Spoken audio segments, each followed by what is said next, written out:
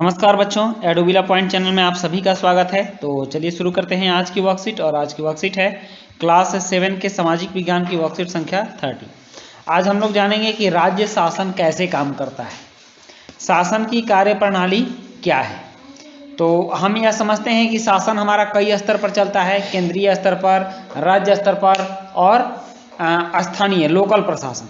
तो आज हमें राज्य शासन के बारे में जानना है और उसकी कार्यप्रणाली क्या होती है।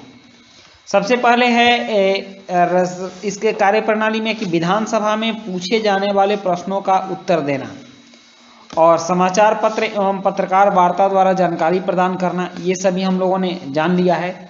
और समस्याओं से निपटने के लिए कानून बनाना और मुख्यमंत्री या अन्य मंत्रियों द्वारा विभिन्न विभाग चलाना। तो जैसा कि हमने पिछले कार्यपत्रक में पढ़ा है कि एक विधानसभा ऐसा स्थान होता है जहां सभी विधायक, चाहे सत्ताधारी पक्ष से हों या विपक्ष से, विभिन्न बातों पर चर्चा करने के लिए मिलते हैं। राज्य की कुछ समस्याओं से निपटने के लिए सरकार राज्य के लिए नए कानून बनाने का निर्णय ले सकती है।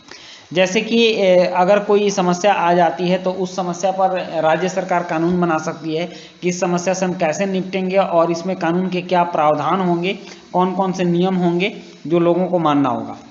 प्रत्येक राज्य की विधानसभा में कुछ मुद्दों पर कानून बनाने का कार्य किया जाता है। कानून बनाने का कार्य कहाँ किया जाता है? विधानसभा में। तो कुछ मुद्दों पर, जैसे मान लीजिए आपको साइबर कानून बनाना हो या फिर राज्य में किसी टैक्स से, कर से संबंधित कोई कानून बनाना हो, तो इस पर कानून बनाने का कार्य विधानसभा में किया जाता है। और विभिन्न सरकारी विभाग इन कानूनों को लागू करते हैं। तो जो कानून बनाने का कार्य करते हैं उस पार्ट को विधायिका कहते हैं, और जो कानून लागू करने का काम करते हैं इस पार्ट को हम लोग कार्यपालिका कहते हैं। विधायक सामूहिक रूप से सरकार के काम के लिए उत्तरदायी होते हैं। जैसे कि जो विधायक होते हैं वह सरकार के कामों को कैसे करना है, ये काम जो है विधायकों के द्वारा ही करवाया जाता है। और सामान्य भाषा में सरकार शब्द से तात्पर्य शासन के विभिन्न विभागों और मंत्रियों से होता है जो उनके प्रभारी हैं। इन सब का सामूहिक प्रमुख मुख्यमंत्री होता है, मतलब कि जो विभाग हैं शासन के और उसके प्रभारी मंत्री होते हैं, तो इन सबके प्रमुख मुख्यमंत्री होते हैं राज्यों में। जबकि केंद्र में सबके प्रमुख प्रधानमंत्री होते हैं और राज्यों में सभी मंत्रियों के प्रमुख मुख्यमंत्री होते हैं। सही मायने में तो यही सरकार का कार्यकारी हिस्सा यानी कार्यपालिका कहलाता है। दूसरी तरफ सारे विधायक जो विधानसभा में एकत्र होते हैं विधायिका कहलाते हैं। मतलब कि मंत्रिमंडल, पूरा मंत्रिमंडल कार्यपालिका कहलाता है और पूरा विधानसभा के जो सदस्य विधायक होते हैं वे विधायिका कहलाते हैं। विधायिका के रूप में वे सरकार के कार्यकारी हिस्से को काम करने का अधिकार देते हैं और फिर उसके काम की जांच भी करते हैं। लोकतंत्र में विधायकों, जिनको कि हम लोग एमएलए बोलते हैं, मेंबर ऑफ लेजिस्लेटिव असेंबली, और विधानसभा सदस्य, तो विधायकों के रूप में जनता अपने प्रतिनिधि चुनती है और इस तरह शासन मुख्यतः जनता का ही होता है। मतलब जनता अपने बीच से एक प्रतिनिधि को चुनती है और वो प्रतिनिधि विधायक के रूप में विधानसभा में जाकर सरकार के कार्यों में भाग लेता है। फिर सत्ता पक्ष के सदस्य सरकार बनाते हैं और कुछ सदस्यों को मंत्री बनाया जाता है। ये मंत्री सरकार के विभिन्न विभागों जैसे स्वास्थ्य विभाग, शिक्षा विभाग आदि के प्रभारी होते हैं। इन विभागों द्वारा जो भी कार्य किया जाता है उसे विधायिका द्वारा अनुमोदित या स्वीकृत कराया जाता है। अब है लोकतंत्र में अनेक माध्यमों द्वारा लोग अपने विचार व्यक्त करते हैं और कार्रवाई करते हैं। जैसे कि प्रेस वार्ता के द्वारा, अगर विधानसभा में कोई भी काम होता है तो उस काम को लेकर के लोग प्रेस वार्ता के द्वारा सरकारी कामकाज का जो लेखा जोखा है या फिर उसका जो विचार है यह जनता के बीच आता है। और दूसरा होता है सार्वजनिक विरोध प्रदर्शन। अगर सरकार के किसी काम से हम प्रसन्न नहीं हैं या ऐसा लग रहा है कि सरकार का यह काम लोकतंत्र के हित में नहीं है, लोगों के हित में नहीं है, तो हम सरकार के काम का विरोध प्रदर्शन करके भी अपने विचार को व्यक्त करते हैं। अब यहाँ एक गतिविधि है। गतिविधि है कि निम्नलिखित विभागों द्वारा किए गए कार्यों का पता लगाएं। विभाग का नाम और उनके कार्यों के उदाहरण दिया हुआ है। तो शिक्षा विभाग कौन सा काम करती है? तो शिक्षा दिलाने का काम, शिक्षा देने का काम।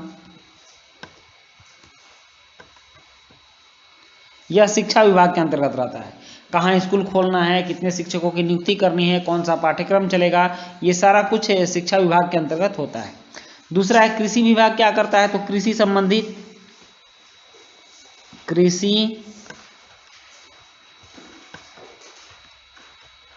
संबंधी किसानों को बीज कहाँ से मुहैया कराना है, कि किसानों को उर्वरक कहाँ से देना है, उनके न्यूनतम समर्थन मूल्य का जो अनाज का खरीदारी होता है, ये सब सारे काम कृषि विभाग के अंतर्गत आते हैं।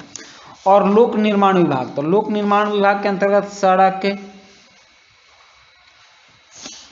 भवन, इन सभी का निर्माण होता है। यह लोक निर्माण विभाग है। सरकार में किसी भी चीज़ का अगर कुछ निर्माण करवाना होता है तो लोक निर्माण विभाग द्वारा करवाया जाता है।